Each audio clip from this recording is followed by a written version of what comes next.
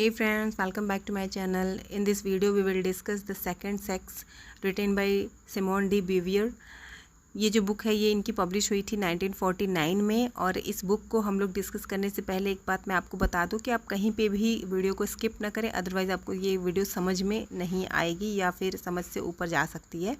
तो बात करते हैं इस बुक के बारे में। ये जो बुक थी इनकी, ये बात करती है विमेन के ट्रीटमेंट के ऊपर कि किस तरीके का विमेन का ट्रीटमेंट रहा है बिगनिंग ऑफ पैट्रियार्कल सोसाइटी से।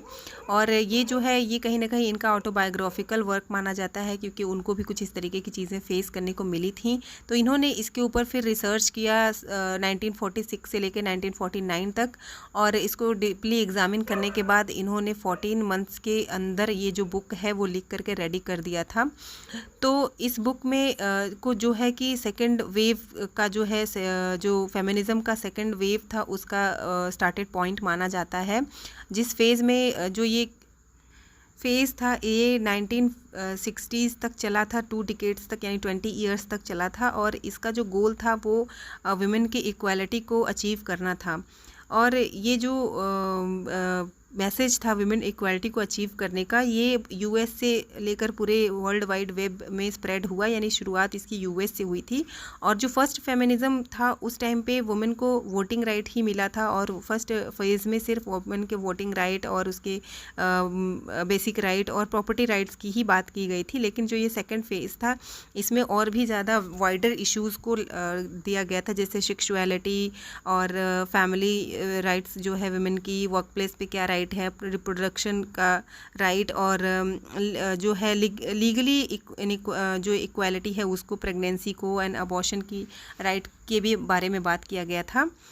सेकंड फेज़ में। अगर हम बात करें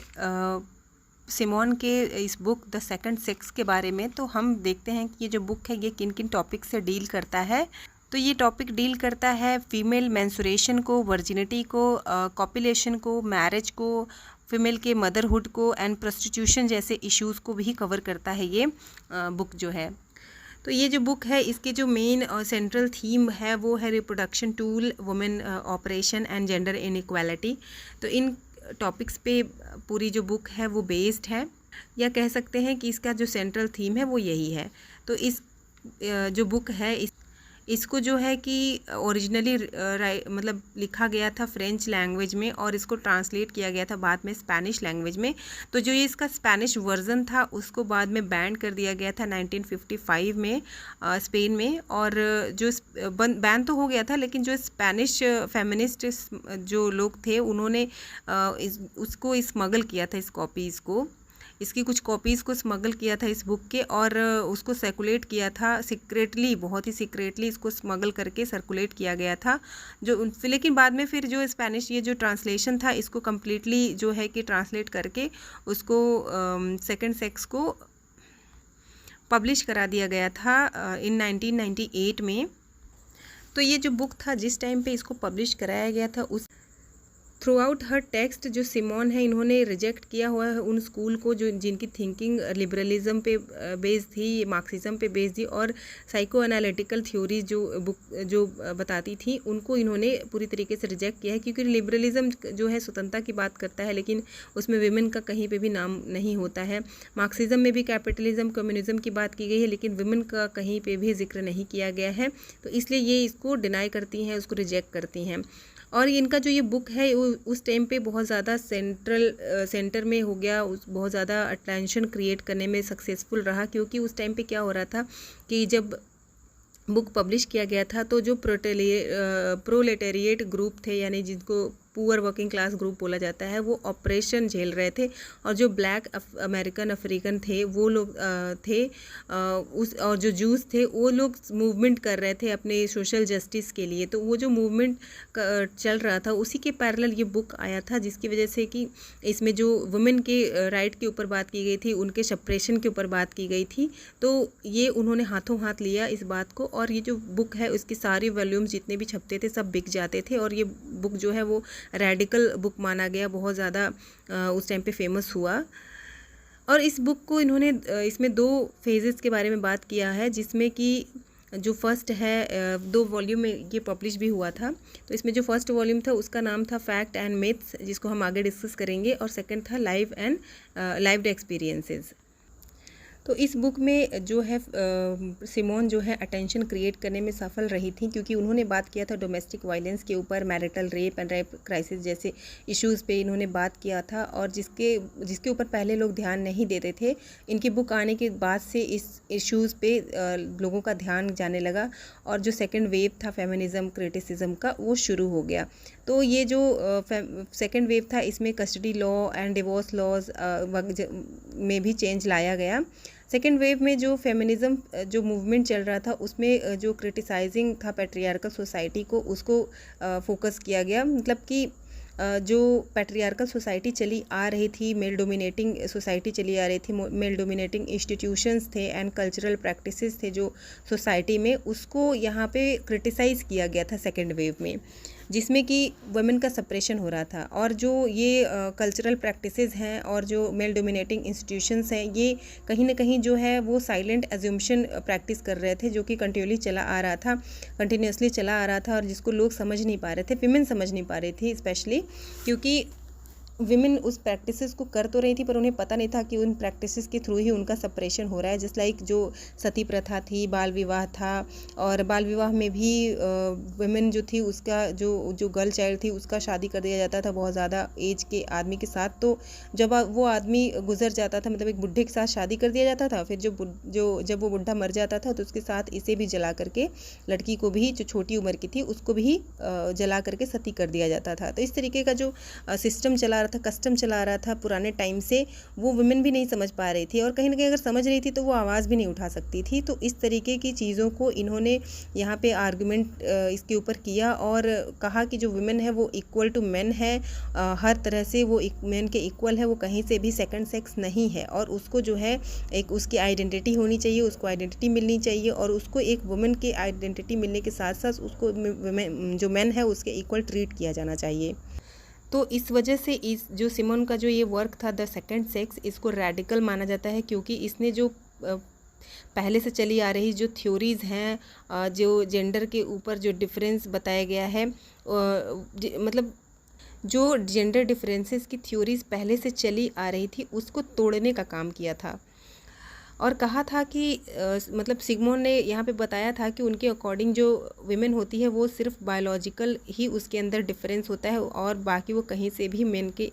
से डिफरेंट नहीं है, मेन के इक्वल है हर तरीके से, उसकी क्वालिटी से, उसकी पोटेंशियल, उसके कैलिबर, सब कुछ मेन के इक्वल है। और इसमें इन्होंने कोट करते हुए ये भी बताया है कि वही एक पहली वुमेन नहीं है जिन्होंने इसके बारे में लिखा है। लगभग 15th सेंचुरी में जो क्रिस्टिन दी पिजन थी, उन्होंने अपना पेन उठाया था फर्स्ट टाइम, इस इशू को हाईलाइट करते हुए लिखा था विमेन के कंडीशन के बारे में, विमेन के ऑपरेशन के बारे में। तो बात कर लेते हैं इनका जो फर्स्ट वॉल्यूम आया था फैक्ट्स एंड मिथ, उसके बारे में। तो इस बुक में इन्होंने क्वेश्चन पूछा है सोसाइटी से कि जो वुमेन है वो क्या है। इन्होंने पूछा है व्हाट इज़ वुमेन, वुमेन क्या है, और सोसाइटी से पूछा है कि जो सोसाइटी है वो वुमेन को किस तरीके से कंसीडर करती है। तो ये बताती है कि मेन जो है वो अपने आप को एज अ डिफ़ॉल्ट, प्राइमरी और सुपीरियर कंसीडर करते हैं, और जो वुमेन है उसको एज अ अदर कंसीडर करते हैं। तो मेल जो है वो अपने आप को सब्जेक्ट मानते हैं और फीमेल को एज अ ऑब्जेक्ट मानते हैं, और उसी के अकॉर्डिंग उनके साथ बिहेव भी करते हैं। तो सिमन यहाँ पे जवाब मांगती हैं कि यहाँ पे अदर वर्ड का क्या मतलब है, जो वुमेन है वो क्या है, और वो कहती हैं कि वुमेन कोई सामान नहीं है, कोई ऑब्जेक्ट नहीं है। वुमेन एक ह्यूमन है और उसको एज अ ह्यूमन ट्रीट किया जाना चाहिए, उसकी एक आइडेंटिटी है जिसको रिकॉग्निशन मिलना चाहिए। और कहती हैं कि क्योंकि उसकी आइडेंटिटी पहले से जो है वो नहीं चली आई है, वुमेन को का जो आइडेंटिटी है वो हमेशा मेन के साथ कनेक्ट करके देखा जाता है, चाहे वो उसका फादर हो, चाहे वो उसका हस्बैंड हो। उसकी खुद की कोई आइडेंटिटी नहीं है, तो उसकी एक आइडेंटिटी होनी चाहिए, उसको इतना जगह मिलना चाहिए। और यहाँ पे वो आर्ग्यू करती हैं कि जो वुमेन है वो वुमेन पैदा नहीं होती है, उसको वुमेन बनाया जाता है बाय कंडीशनिंग, क्योंकि वुमेन जो है उसको कंडीशन किया जाता है, उसको बचपन से ही सिखाया जाता है, उसकी फैमिली, खुद उसकी फैमिली ही सिखाती है कि वुमेन हो तुम तो तुम्हें कैसे रहना है, तुम्हें कैसे ड्रेसअप करना है, तुम्हारा जो है बोल चाल का तरीका क्या होना चाहिए, तुम्हें कब बाहर आना चाहिए, मतलब टाइम बाउंड उनके ऊपर होता है, उनके ऊपर ड्रेसअप बाउंड होता है, उनके ऊपर बहुत सारी चीज़ों का बाउंडेशन लगाया जाता है शुरू से। जबकि एक जो बॉय चाइल्ड है उसके ऊपर इस तरीके का कोई बाउंडेशन नहीं लगाया जाता है। और वो बताती है कि जो मेल है वो फीमेल को as a species of reproduction ही ट्रीट करता है, मतलब कि बच्चे पैदा करने वाला जो प्राणी समझता है और उसी तरीके से उसको ट्रीट करता है। और वुमेन की जो हिस्ट्री को फोकस करते हुए ये बताती हैं कि जो एंशियंट ग्रीक था वो रोम के साथ कंपेयर करके बताती है कि एंशियंट ग्रीक और रोम के टाइम पे जो वुमेन थी उसकी कंडीशन कैसी थी। तो वहाँ पे उसको कुछ फ्रीडम मिली थी, लेकिन फिर भी उसको स्लेव के जैसे ही ट्रीट किया जाता था, क्योंकि रोम में जो है वो मेल मास्टर है, मेल जो है वहाँ पे मास्टर है, और वुमेन को थोड़ा फ्रीडम तो मिला है लेकिन उसको जेंडर डिस्क्रिमिनेशन का सामना वहाँ भी करना ही पड़ता है। तो इसको कह सकते हैं एम्प्टी फ्रीडम। तो इन्होंने कहा है कि जो एम्प्टी फ्रीडम है ये एक तरीके से नाम मात्र ही फ्रीडम है, उसको प्रैक्टिस में नहीं किया जाता है। और साथ ही वो कोट करती हैं पाइथागोरस को कि उनका जो ओपिनियन था, वो पाइथागोरस जो है वो कहते हैं कि एक गुड प्रिंसिपल होता है जिसने क्रिएट किया है ऑर्डर को, लाइट को और मैन को, और एक बैड प्रिंसिपल होता है जिसने क्रिएट किया है चाओस को, डार्कनेस को और वुमेन को। तो यहाँ पे वो बताते हैं कि जो बैड प्रिंसिपल है उसने वुमेन को भी क्रिएट किया है, तो वुमेन को एज अ बैड इन्होंने भी बताया हुआ है। तो जो सिमोन है उनके अकॉर्डिंग हिस्ट्री से ही कोई ऐसा टाइम नहीं आया है, जब कोई सिविलाइजेशन ऐसा नहीं आया है जब वुमेन को मेन के इक्वल ट्रीट किया गया हो और फीमेल को कोई अपनी एक आइडेंटिटी मिली हो। 19th सेंचुरी से जब इंडस्ट्रियल रिवॉल्यूशन हुआ था तो वुमेन को कुछ घर से निकलने का मौका मिला, मतलब घर से बाहर भी अपने पैर निकाल करके कुछ और भी करने के लिए मौका मिला, लेकिन जो मौका मिला वो भी काफ़ी सीमित ही था, क्योंकि उसे जो है अपने दायरे तो बढ़ाने का मौका मिला, लेकिन फीमेल जो है मेल के इक्वल 12 घंटे तक काम करती थी, हार्डवर्क करती थी, उसके इक्वल ही सारे काम वो करती थी, उसी टाइम बाउंड में करती थी, फिर भी जो है उसको वेजेस मेल से कम ही मिलता था, उससे इक्वल नहीं मिलता था। और साथ में उसका जो है बर्डन बढ़ गया था, क्योंकि उसको घर और बाहर दोनों ही संभालना पड़ता था, फिर भी वेजेस उसको बराबर नहीं दिया जाता था। अब यहाँ पे कुछ पॉजिटिव जो है साइड हाईलाइट करते हुए वो बताती हैं कि क्योंकि मेन डोमिनेटेड सोसाइटी रही है शुरू से और पैट्रियार्कल सोसाइटी बहुत ज़्यादा हावी रही है, तो इस सोसाइटी के सप्रेशन को फेस करने के बावजूद भी कुछ वुमेन हैं जिन्होंने बहुत अच्छे अच्छे अचीवमेंट किए हुए हैं, जिसमें वो नाम लेती हैं रोज़ा लग्जमबर्ग का। जो ये रोज़ा लग्जमबर्ग थी ये ग्रेट एंटी वार एक्टिविस्ट थी, फ़िलासफ़र थी, सोशल एक्टिविस्ट थी।